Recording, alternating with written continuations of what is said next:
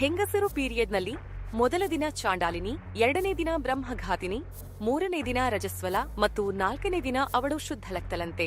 ಇದೊಂಥರ ಕಾಮಿಡಿ ಅಲ್ವಾ? ಹೆಣ್ಮಕ್ಳು ಸಿಇಒ ಆಗಿರ್ತಾರೆ, ಪೀರಿಯಡ್ ಸಮಯದಲ್ಲಿ ಆಫೀಸ್ಗೆ ಹೋಗೋದೇ ಇಲ್ವಾ? ನಿರ್ಧಾರಗಳನ್ನೇ ತೆಗೆದುಕೊಳ್ಳೋದಿಲ್ಲವಾ? ಪ್ರಧಾನಮಂತ್ರಿ, ರಾಷ್ಟ್ರಪತಿಗಳು ಆಗಿರ್ತಾರೆ, ಅವರಿಗೂ ಪೀರಿಯಡ್ಸ್ ಆಗೋದೇ ಇಲ್ವಾ? ಹಾಗಾದ್ರೆ ಅವರು ಕೆಲಸ ಮಾಡೋದನ್ನೇ ಬಿಟ್ಟೇ ಬಿಡ್ತಾರಾ? ಅಥವಾ ಆ ದಿನಗಳಲ್ಲಿ ಅವರು ಹುಚ್ಚು ಹಿಡಿದು ಉಲ್ಟಾ ಪಲ್ಟಾ ನಿರ್ಧಾರಗಳನ್ನು ತೆಗೆದುಕೊಳ್ತಾರಾ? ಹೇಳಿ.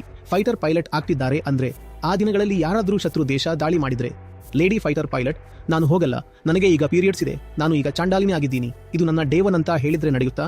ಇನ್ನೊಂದು ಹೇಳ್ತಾರೆ, ಸರ್, ಹಲ್ಲುಗಳಲ್ಲಿ ಹೋಲಿದ್ರ ಆ ವ್ಯಕ್ತಿ ಮೂರ್ಖನಾಗಿರಲಾರನು, ಹಣೆ ವಿಶಾಲವಾಗಿದ್ದರೆ ಆತ ಎಂದಿಗೂ ಬಡವನಾಗಿರಲಾರನು, ಅದೇ ರೀತಿ ಹಾಡುವ ಮಹಿಳೆ ಎಂದಿಗೂ ಸತಿಯಾಗಲಾರಳು.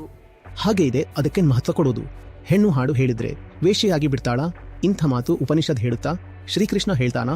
ಎಷ್ಟು ದೊಡ್ಡ ಶರಗ ಹಾಕ್ಬೇಕು, ಹೆಂಗಸರು ಪುರುಷರ ಜೊತೆ ಮಾತಾಡಿದ್ರೆ ಎಷ್ಟು ಚಾಟಿ ಏಟು ಹೊಡಿಬೇಕು ಅಂತ ಹೇಳೋದು ಅಧ್ಯಾತ್ಮದಲ್ಲಿ ಬರುತ್ತಾ? ಶ್ರುತಿ ಎಲ್ಲ ಧಾರ್ಮಿಕ ವಿಚಾರಗಳಲ್ಲೂ ಸರ್ವೋಚ್ಚ ನ್ಯಾಯಾಲಯ.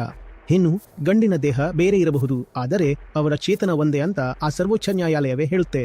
ಈಗ ಈ ಸರ್ವೋಚ್ಚ ನ್ಯಾಯಾಲಯವೇ ಇದನ್ನ ಒಪ್ಪಿಕೊಂಡ ಮೇಲೆ ಯಾರು ಏನೇ ಹೇಳಿದ್ರೂ ಏನ್ ವ್ಯತ್ಯಾಸ ಆಗೋದಿದೆ?